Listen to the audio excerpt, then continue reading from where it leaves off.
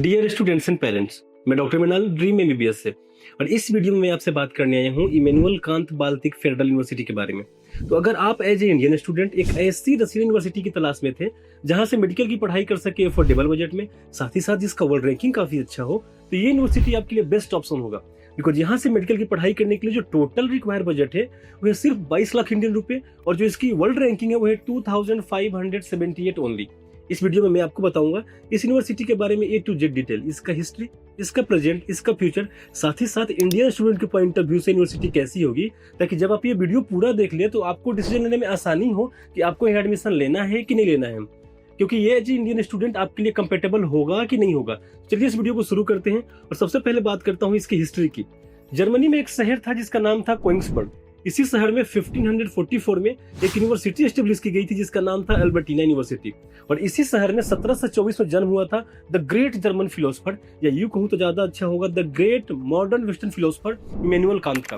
और Immanuel Kant इसी अल्बर्टीना university में जब तक जिंदा थे एज ए प्रोफेसर क्लासेस लेते थे। तब तक क्या किया, जर्मनी ने वर्ल्ड वार 2 शुरू कर दिया। वर्ल्ड वार 2 में जर्मनी के एलाइड फोर्सेस के हाथों हार हुई और रसिया एलाइड फोर्सेस का एक मेंबर था। तो जब वर्ल्ड वार 2 खत्म हो गया तो एलाइड फोर्सेस की एक मीटिंग बैठी कि वार का आफ्टर मैथ किया जाए, और उसी मीटिंग में यह फैसला लिया गया कि जो ये कोइंग्सबर्ग सिटी है ये रसिया को दे दिया जाए और अब ये रसिया के अंडर में आएगा। जब रसिया ने उस सिटी को टेक ओवर किया तो उसका नेम चेंज कर दिया और नेम चेंज करके रखा कालिनिनग्राद। कालिनिनग्राद इसलिए रखा क्योंकि जो यूएसएसआर सोवियत संघ की बोल्शेविक पार्टी थी उसके एक बहुत बड़े नेता थे जिनका नाम था मिखाइल कालिनिन। उनके रिस्पेक्ट में, उनके मेमोरी में रखा गया कि कालिनिनग्राद यानी कि द सिटी ऑफ कैलिनिन।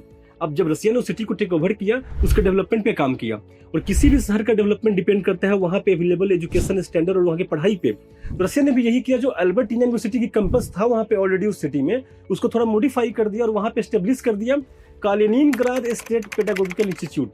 और यही फाउंडिंग बेस बना किसका, Immanuel Kant Baltic federal university का। इसीलिए अब जहां भी ऑनलाइन चेक करते होंगे when was Immanuel Kant Baltic federal university establish, वहां लिख के आता है 1947, बिकॉज यही यूनिवर्सिटी टाइम के साथ मॉडिफाई होते गया, अपग्रेड होते गया और आगे चल के यूनिवर्सिटी बन गया जिसकी हम बात कर रहे हैं। तो जब इसे स्टार्टिंग में एस्टेब्लिश किया गया था, जो इसका प्राइमरी गोल था वो था टीचर्स को ट्रेनिंग देने का, क्योंकि सिटी तो रसिया के अंडर आ गया, वहाँ बहुत सारी स्कूल्स थे जहाँ टीचर्स की जरूरत थी, तो ये टीचर्स को ट्रेन करता था ताकि वहाँ पे जाके लोकल बच्चों को एजुकेशन दे सके, पढ़ा सके। बट समय के साथ इसने अपने आप को और डेवलप किया और आने वाले 2 डिकेड यानी ज्यादा नहीं, बस 20 सालों के अंदर इसने अपने आप को इतना एकेडमिकली एडवांस कर लिया कि वहाँ की गवर्नमेंट ने, रसिया की गवर्नमेंट ने इसे यूनिवर्सिटी का स्टेटस दे दिया और 1967 में ये बन गया कालिनिनग्राद स्टेट पेडागोजिकल इंस्टीट्यूट से कालिनिनग्राद स्टेट यूनिवर्सिटी। इसका डेवलपमेंट यहाँ नहीं रुका और आगे काम करते गया और नया नया फैकल्टी जुड़ते गए, जैसे फैकल्टी ऑफ नेचुरल साइंसेज, ह्यूमैनिटिज्म और भी बहुत सारे साइंस और इंजीनियरिंग की फैकल्टीज ऐड की। तब तक क्या हुआ कि सोवियत संघ का फॉल हो गया रसिया में 1991 में। जब सोवियत संघ का फॉल हुआ तो रसिया एज ए कंट्री डेवलप हुआ। तो रसिया डेवलप हुआ तो उसने सोचा कि हमने तो इस सिटी को कैप्चर किया है, जर्मनी से लिया है, तो क्यों ना जब प्री सोवियत एरा में जब ये जर्मनी में हुआ करता था वहाँ के कुछ वैल्यूज को, कल्चरल वैल्यूज को हम रिस्पेक्ट दें, इससे क्या होगा एक कनेक्शन और गहरा होता है लोगों के साथ। इसी को देखते हुए उसने क्या किया, 1992 में इसी यूनिवर्सिटी के अंदर कालिनिनग्राद स्टेट यूनिवर्सिटी के अंदर इमैनुअल कांत का एक स्टैचू बनाया, क्योंकि इमैनुअल कांत की उस सिटी में बहुत रिस्पेक्ट थी। रिस्पेक्ट इसलिए थी क्योंकि उनका जन्म वहीं हुआ था और एक बहुत बड़े फिलोसफर थे, और जब तक वो जिंदा रहे उसी शहर के यूनिवर्सिटी में एज ए प्रोफेसर की तरह पढ़ाते थे, तो लोग उनकी बहुत रिस्पेक्ट किया करते थे। और ठीक 2 साल बाद रसिया ने क्या किया, उसी यूनिवर्सिटी में कांत सोसाइटी को बनाया। कांत सोसाइटी क्या करती थी, इमैनुअल कांत के फिलोसफी पर रिसर्च करती थी, काम करती थी और उसे और अपग्रेड करती थी और उसको एडवांस करती थी। तब तक 2005 आ गया और 2005 में व्लादिमीर पुतिन ने अनाउंस कर दिया कि कालिनिनग्राद स्टेट यूनिवर्सिटी जो है इसका हम नेम चेंज कर रहे हैं, और नेम चेंज करके भी इसको बोला जाएगा Immanuel Kant Russian state university. और ये एक रिस्पेक्ट था, एक ट्रिब्यूट था किसको, इमैनुअल कांत को, जो सिटी के बहुत रिस्पेक्टेड एक पास्ट फिगर थे। तो जब उसका नाम चेंज किया गया तो उसके लोकल लोगों से एक और कनेक्शन गहरा हो गया। यूनिवर्सिटी अपने आप को और डेवलप करती रही और हमेशा से सेंट्रल गवर्नमेंट का, मॉस्को का हमेशा से इस पे ध्यान रहा है कि कैसे इसे और डेवलप किया जाए, और इस सिटी पे विशेष ध्यान रहा है क्योंकि ये सिटी को उसने कैप्चर किया था, तो कैसे इसे और डेवलप करे और एडवांस करे। और इसी के मद्देनजर 2010 में अक्टूबर में सेंट्रल गवर्नमेंट का फैसला आया रसिया से, जो कालिनिनग्राद ओब्लास्ट रीजन है इसमें एक फेडरल, जो नॉर्थन वेस्टर्न इसका डिस्ट्रिक्ट है, वहां पे एक फेडरल यूनिवर्सिटी बनाया जाए। किसके बेस पे, Immanuel Kant Russian state university को ले लिया जाए और भी जो छोटे छोटे इंस्टीट्यूट इनको लेके मर्ज करके एक फेडरल यूनिवर्सिटी बनाया जाए, जो सीधे फेडरल गवर्नमेंट के अंडर में आएगी, जिसका बजट सेंट्रल गवर्नमेंट से आएगा और जो ऑटोनोमस होगी, जिसमें स्टेट गवर्नमेंट इंटरफेयर नहीं करेगी। और इसी के ऑर्डर को फॉलो करते हुए 30 दिसंबर 2010 को क्या किया गया, वहां पे Immanuel Kant Baltic federal university को फॉर्म किया गया, जो आज तक उसी नाम से जाना जाता है। और देखिए फेडरल यूनिवर्सिटी होना एक बहुत बड़ी बात है, क्योंकि सारा फंड फेडरल से आता है और बहुत बड़ा फंड आता है। इसका एग्जांपल ये है कि 2010 से 2015 के बीच में रसिया की सेंट्रल गवर्नमेंट से इसे 500 करोड़ रुपए मिला अपने आप को डेवलप करने के लिए, जिससे इस यूनिवर्सिटी ने अपने आप को इतना डेवलप कर लिया कि जो भी इसके पास फैकल्टी थे, जैसे फैकल्टी ऑफ मेडिसिन जहाँ मेडिकल की पढ़ाई होती थी, फैकल्टी ऑफ लॉ जहाँ लॉ की, फैकल्टी ऑफ फार्मेसी जहाँ फार्मेसी की, इन सबको इसने फैकल्टी से एक ऊपर लेवल ले गया और बना दिया institute of medicine, institute of law.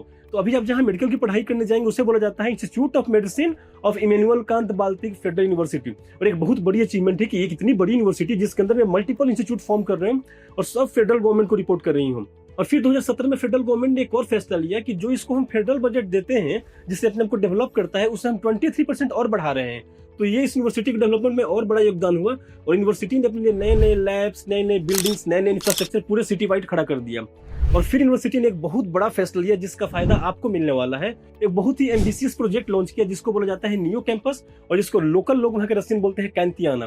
तो इमैनुअल कांत बाल्टिक फेडरल ने लॉन्च किया कैंतियाना प्रोजेक्ट। इसमें जो अलेक्जेंड्रिया डिस्ट्रिक्ट है कालिनिनग्राद ओब्लास्ट में, वहाँ पे एक न्यू कैंपस बनाने की बात चली। कैसी campus? A city with in A city, यानी कि Immanuel Kant Baltic federal university का एक ऐसा कैंपस बनाया जाए जिस कैंपस में सब कुछ हो, उसी में यूनिवर्सिटी हो, उसी में क्लासेस हो, हॉस्टल हो, शॉपिंग हो, सब कुछ हो। मतलब कि एक शहर के अंदर दूसरा शहर जहाँ से बच्चों को बाहर जाने की जरूरत ही ना पड़े, इतना वेल डेवलप्ड शहर।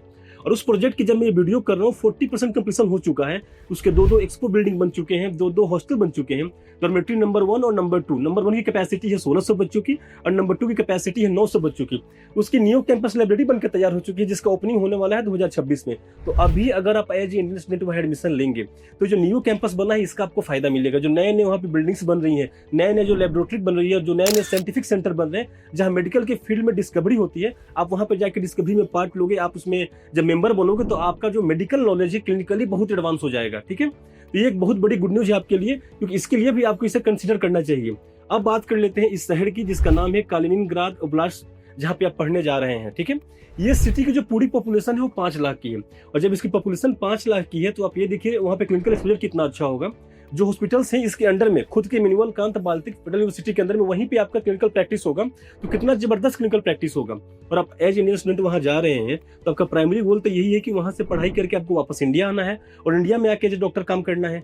उसके लिए आपको इंडिया के लाइसेंस एग्जाम में अपीयर होना पड़ेगा और एज ए डॉक्टर प्रैक्टिस करने का लाइसेंस लेना पड़ेगा। और लाइसेंस एग्जाम में अपीयर होने का रूल ये है कि जिस कॉलेज में आप पढ़ने जा रहे हो क्या वो एनएमसी के सभी गाइडलाइंस को फुलफिल करता है।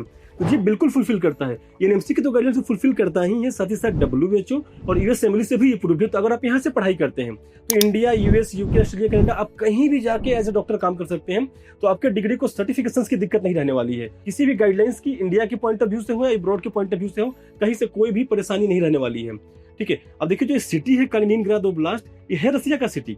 बट एक बात जान के आपको अच्छा भी लगेगा कि चारों तरफ से यूरोप से घिरा हुआ है। क्योंकि देखिए ये पहले जर्मनी में था, तो इसके ईस्ट साइड में जो है लिथुआनिया है, इसके साउथ में पोलैंड है और इसके वेस्ट में क्या है, पूरी बाल्टिक सी है। तो एक पोर्ट सिटी है। लेकिन जब रसिया से आपको इस सिटी में अगर जाना हुआ तो आपको बाई फ्लाइट जाना पड़ेगा। तब इंडिया से अगर आप जाते हैं तो इंडिया से आप मॉस्को जाएंगे और मॉस्को से आपकी फ्लाइट होगी कालिनिनग्राद ओब्लास्ट के लिए। तो बाई रोड आप नहीं जा सकते हैं, बिकॉज ये रसिया ये रहा सिटी, ये रहा डिस्टेंस, और दोनों जो डिस्टेंस है वो है अप्रॉक्स 350 किलोमीटर का, क्योंकि बीच में बेलारूस भी आ जाता है और बीच में पोलैंड भी आ जाता है जो आपको क्रॉस करके जाना पड़ेगा। अब बात कर लेते हैं इस यूनिवर्सिटी के बजट का, इसका बजट कैसा होगा। उसके लिए आपको बता दूं, जैसे मैंने शुरू में ही बताया था कि पूरी की पूरी पढ़ाई करने के लिए 22 लाख का बजट रिक्वायर्ड है। इसका जो सालाना ट्यूशन फी है वो है 3,15,225 रूबल। सालाना हॉस्टल फी है वो है 20,000 रूबल। और सालाना जो वीजा रिन्यूअल, मेडिकल डॉक्यूमेंटेशन का खर्च है वो है सिर्फ और सिर्फ 25,000 रूबल। इन तीनों को हम जोड़ देते हैं और 6 से मल्टीप्लाई कर देते हैं, बिकॉज आपका करिकुलम 6 साल का है। तो ये बनता है 21,63,000 रूबल। आप मल्टीप्लाई करके देख लीजिएगा, यानी कि 22 लाख रूबल से कम में आपके 6 साल का इतनी बेहतरीन फेडरल यूनिवर्सिटी से, जिसकी इतनी बेहतरीन कैंपस है, जिसकी वर्ल्ड रैंकिंग इतनी अच्छी है, जो रसिया के एक ऐसी सिटी में लोकेटेड है जो चारों तरफ से यूरोप से घिरा हुआ है। तो यहाँ पे आपको रसियन कल्चर तो मिलेगा ही, साथ ही साथ यूरोपियन कल्चर का भी इफेक्ट मिलेगा, क्योंकि यूरोप का ही पार्ट था कभी। इसकी फी इतनी अफोर्डेबल हो तो इसकी डिमांड कितनी है। इसीलिए जब आपको यहाँ पे एडमिशन लेना हो, अगर आप एडमिशन लेने का प्लान कर रहे हो, तो मैं आपको सजेस्ट करूंगा आप टाइम से पहले अप्लाई करें, बिकॉज यहाँ पे सीट्स है लिमिटेड और एप्लीकेशन जाता है बहुत ज्यादा। तो आप पहले इसलिए अप्लाई करें कि आपका एडमिशन अगर हो गया, आप एंट्रेंस टेस्ट को क्लियर कर दें तो वेल एंड गुड, और अगर नहीं हुआ तो आपके पास इनफ टाइम हो ताकि आप किसी दूसरे अच्छी यूनिवर्सिटी में शिफ्ट कर जाएं और अपने मेडिकल का सपना इस साल शुरू कर दें और आपका 1 साल का टाइम वेस्ट ना हो। तो अगर आपका कोई भी प्लान है इसमें पढ़ाई करने का तो अप्लाई नाउ। जब मैं वीडियो कर रहा हूँ, अगर आप वीडियो देख रहे हैं, अप्लाई करने के लिए आप कॉल कर सकते हैं स्क्रीन पे दिए नंबर पे 9835070170, या अपने आसपास किसी भी जिस भी कंसल्टेंसी पे आपको भरोसा हो उसे कॉल कीजिएगा। मैं आपको इस बात के लिए श्योर कर देता हूँ, अगर आप हमें अपना पार्टनर चूज करते हैं, स्टेप ए से लेकर स्टेप जेड तक, जब तक आपकी क्लासेस शुरू ना हो जाए तब तक आपके साथ हम रहेंगे और आपको कोई भी कठिनाई परेशानी नहीं आएगी। पास होकर जब इंडिया आ जाओगे, लाइसेंस एग्जाम में अपीयर होगा, वहां भी आपको गाइड करेंगे।